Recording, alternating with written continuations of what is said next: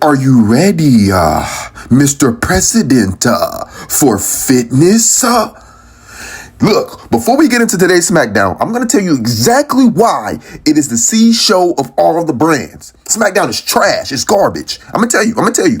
Like, Smackdown is lifeless. They have no direction. Before, we're going to get into every single thing that happened in the show. First, Smackdown opens up with Drew McIntyre. Drew McIntyre pulls up in his truck.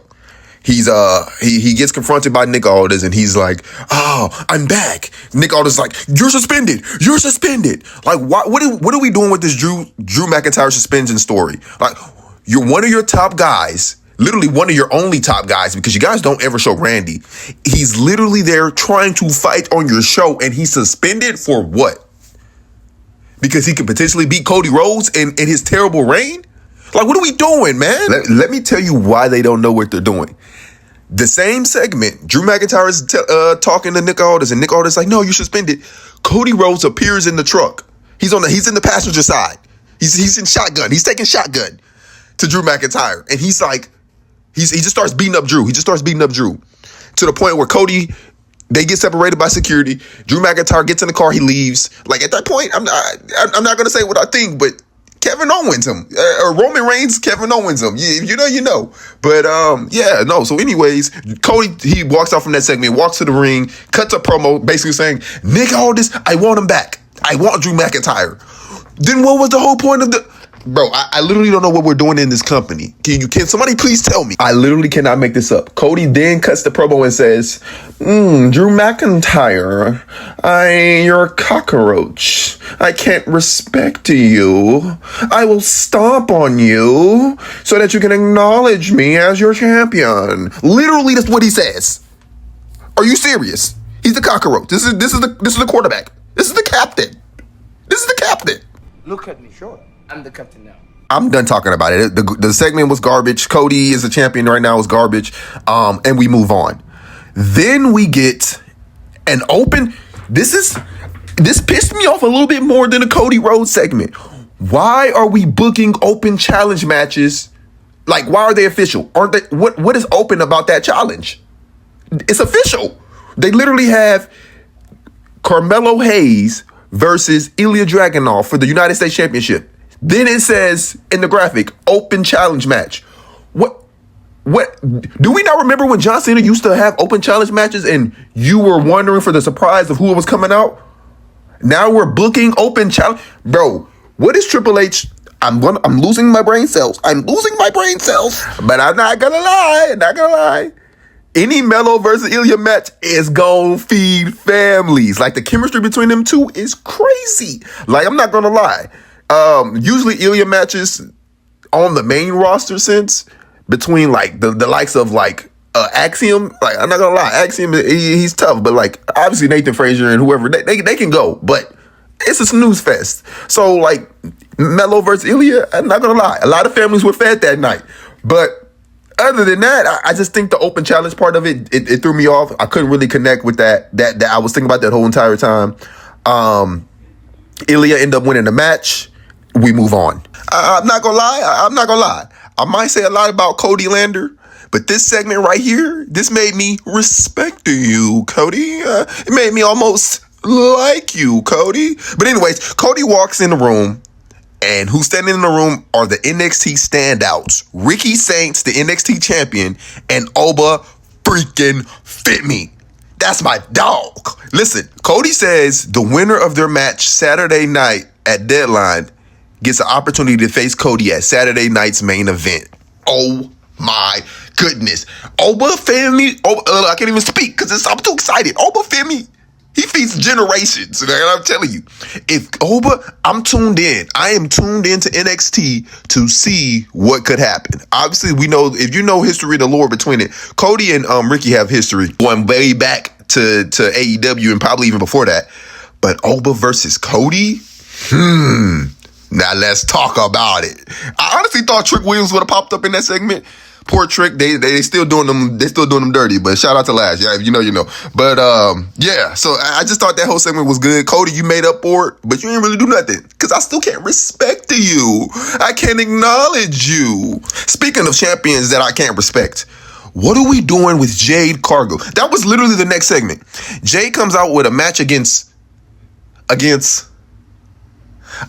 Who did she?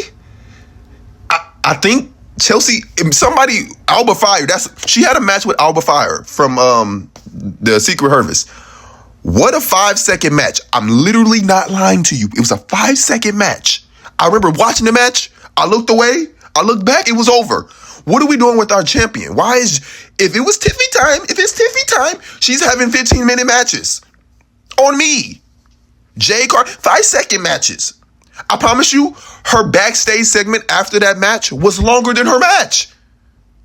What are we doing? Can we not book top tier champions on Smackdown? This is why this will always be the C show. Do you guys remember back when Smackdown was the A show? Back when Roman Reigns was the champion? When Brock Lesnar was we're not even talking about Brock right now. Back when Roman Reigns was the champion, and back when SmackDown had moved to Fox and they was getting all the big hitters coming to SmackDown. You guys remember those days? Good days. Now we're getting Ilya Dragunov versus Nathan Frazier for 15 minutes. This is what we're getting. Like, I'm gonna crash out. Okay.